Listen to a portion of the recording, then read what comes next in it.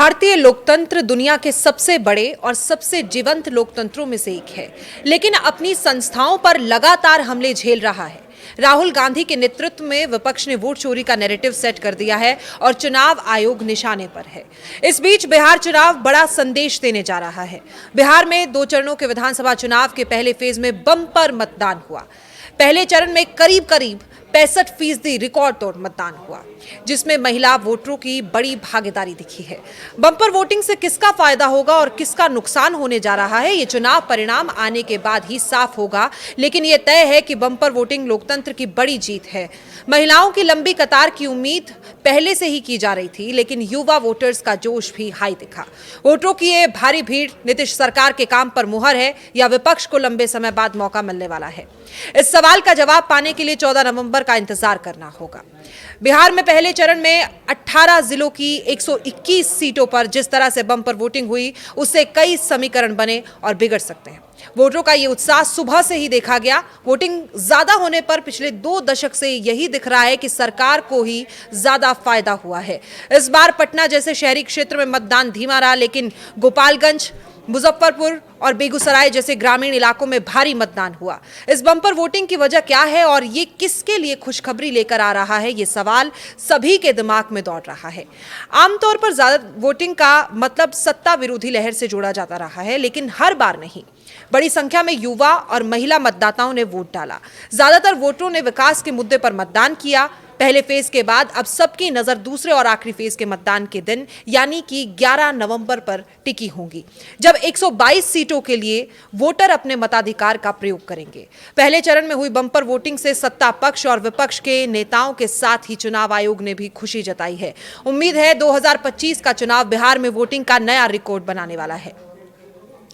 बिहार ने एक बार फिर यह साबित कर दिया है कि जब व्यवस्था, नेतृत्व और परिणामों की उम्मीद साथ आए तो लोकतंत्र का उत्सव अपने चरम पर होता है। इस बार राज्य में हुई बम्पर वोटिंग ने न सिर्फ राजनीतिक विश्लेषकों को चौंकाया, बल्कि यह भी दिखाया कि जनता अब नकारात्मकता नहीं, काम पर वोट डाल रही है। वोट चोरी के आरोपों और राजनीतिक बयानबाजी के बीच बिहार की जनता ने अपने वोट से जवाब दिया है। चुनाव आयोग ने वोट चोरी के आरोपों के बीच पारदर्शिता और भरोसे की नई मिसाल पेश करने की पूरी कोशिश की।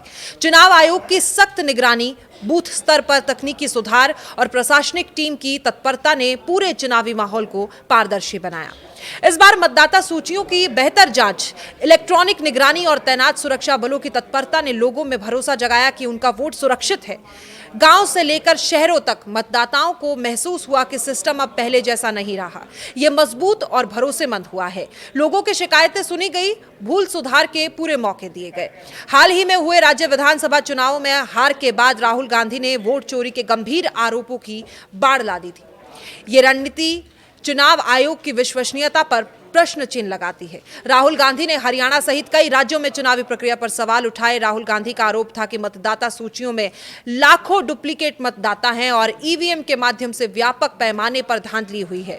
राहुल ने हरियाणा विधानसभा क्षेत्र का उदाहरण देते हुए दावा किया कि एक बुजुर्ग महिला का नाम मतदाता सूची में 220 बार दर्ज है। हालांकि सच्चाई ये भी है कि ये सीट कांग्रेस ने जीती थी और सवाल उठता है कि अगर इतनी बड़ी अनियमितता हुई तो कांग्रेस ये सीट कैसे जीत गई। एग्जिट पोल्स के मामले में भी आरोप सुविधा के मुताबिक ही रहा। पोल्स में अगर सत्ताधारी पार्टी जीतती दिखती है तो विपक्ष उसे खारिज कर देता है, लेकिन इन्हीं एग्जिट पोल में अगर विपक्ष जीतती दिखती है तो हर बार कोई चुप्पी साध लेता है। यह याद रखना जरूरी है कि एग्जिट पोल केवल अनुमान होते हैं, चुनाव परिणामों का आधिकारिक प्रमाण नहीं। 2014 और 2019 में भी कई एग्जिट पोल्स गलत साबित हुए थे। बिहार में चुनाव से ठीक एक दिन पहले विपक्ष ने हरियाणा में पिछले साल हुए चुनाव पर गंभीर आरोप लगाए। बिहार में भी एसआईआर पर गंभीर सवाल खड़े किए गए थे। चुनाव प्रक्रिया के दौरान बूथ स्तरीय एजेंटों ने, जिनका प्राथमिक दायित्व ही ऐसी विसंगतियों की रिपोर्ट करना है, कोई औपचारिक शिकायत दर्ज नहीं कराई। हरियाणा में मतगणना के दिन राज्य के 20,000 मतदान केंद्रों पर लगभग 87,000 राजनीतिक दलों के एजेंट मौजूद थे। इतने बड़े पैमाने पर निगरानी के बावजूद गिनती प्रक्रिया के दौरान केवल 5 शिकायतें दर्ज हुई।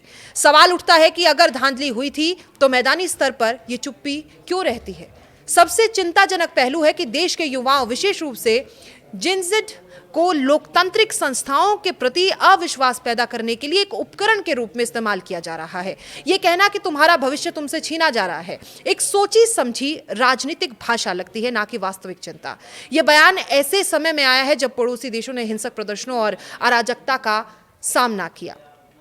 भारत जैसे स्थिर लोकतंत्र में ऐसी बयानबाजी से सामाजिक संतुलन बिगड़ने का खतरा रहता है। विपक्ष के एक प्रेजेंटेशन में भी जेनजी को लोकतंत्र बहाल करने की ताकत बताया गया था और जो इस रणनीति की पुष्टि करता है। राफेल घोटाला, चौकीदार चोर है और जातीय समीकरण जैसे मुद्दों पर जनमत ना बना पाने के बाद वोट चोरी का नैरेटिव विपक्ष की एक नई कोशिश प्रतीत होती है। हालांकि आज का भारत और खासकर इसका युवा वर्ग इन नकारात्मक और विघटनकारी राजनीतिक चालों के प्रति उदासीन है। वो विकास और राष्ट्रीय निर्माण के एजेंडे में विश्वास रखता है। लोकतंत्र स्वस्थ बहस और आलोचना से मजबूत होता है, बेबुनियाद आरोपों से नहीं।